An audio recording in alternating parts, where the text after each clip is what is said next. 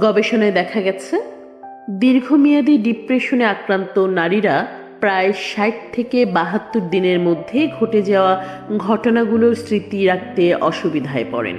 একটি উল্লেখযোগ্য গবেষণায় দেখা গেছে হতাশাগ্রস্ত নারীদের হিপোক্যাম্পাসের আকার উল্লেখযোগ্যভাবে ছোট হয়ে যায়, যা মস্তিষ্কের সেই অংশ যা স্মৃতি সংরক্ষণ ও নতুন তথ্য প্রক্রিয়াকরণের জন্য দায়ী।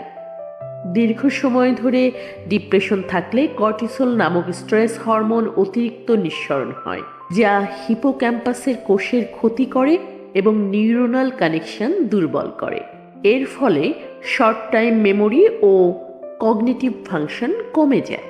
এই গবেষণাগুলোর আলোকে বিজ্ঞানীরা বলেছেন ডিপ্রেশন শুধু মানসিক নয়, এটি একটি নিউরোবায়োলজিক্যাল সমস্যা, যার ফলে নারীদের মস্তিষ্কে গঠনগত বা কার্যকারী পরিবর্তন ঘটে। শুধু নারীরাই নয়, পুরুষরাও ডিপ্রেশনে পড়লে স্মৃতিশক্তি হারাতে পারেন। তবে গবেষণায় দেখা গেছে নারীরা এই সমস্যায় তুলনামূলকভাবে বেশি ভোগেন। তাই নারীদের মানসিক স্বাস্থ্য নিয়ে সচেতনতা ও চিকিৎসা গ্রহণ অত্যন্ত জরুরি।